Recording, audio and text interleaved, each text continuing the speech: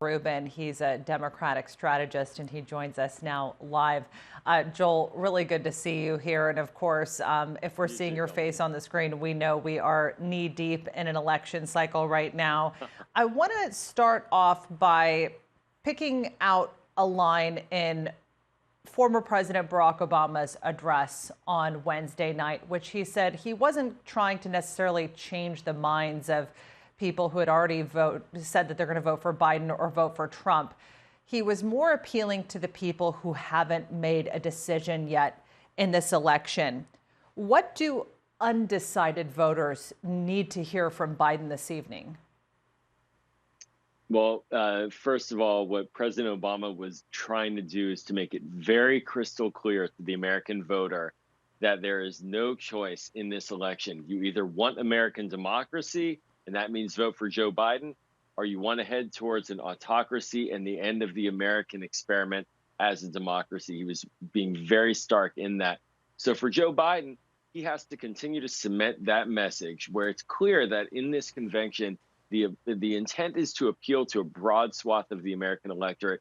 Lots of Republican speakers, lots of former Trump voters coming out and speaking, and really a message of breadth of support from Bernie Sanders to John Kasich and everything in between, left to right.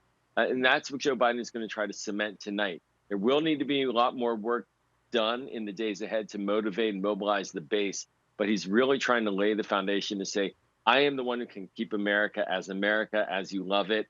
The other candidate is going to take us down the road that you should not support.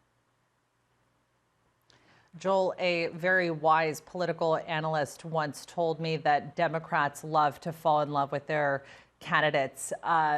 We certainly saw that with the Obamas, and even with a searing endorsement from Barack Obama in 2016 and one early on, Hillary Clinton didn't energize the Democratic Party the way that Barack Obama did. Yeah.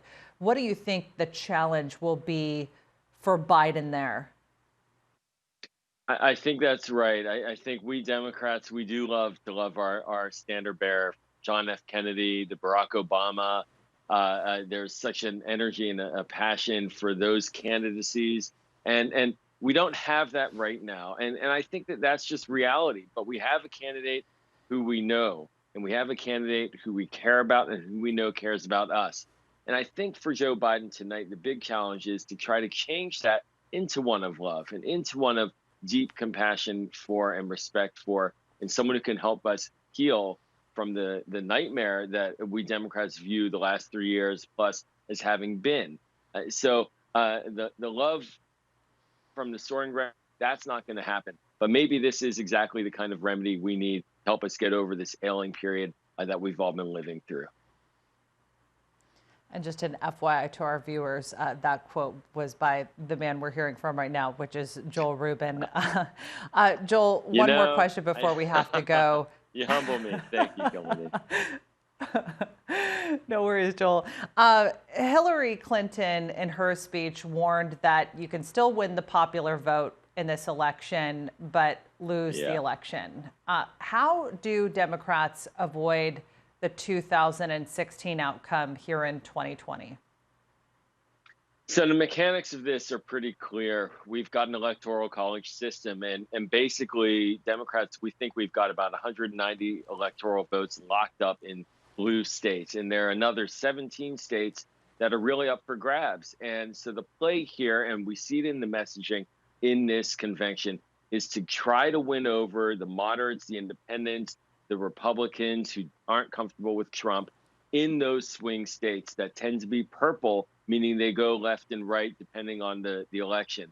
And so that's the play, to get them on board and to, of course, keep the base motivated and mobilized. Because as Hillary Clinton said, in this democracy, popular vote is not what wins. It's really getting the electoral votes. And she lost by a narrow margin in 3 purple states the last time. And so we've been snake bit. We don't want that to happen again. And that's what you're seeing unfold in terms of how the messaging and the strategy is being executed. All right. Well, we're very close to seeing whether that strategy pays off here. Joel Rubin, great to have you back. Totally.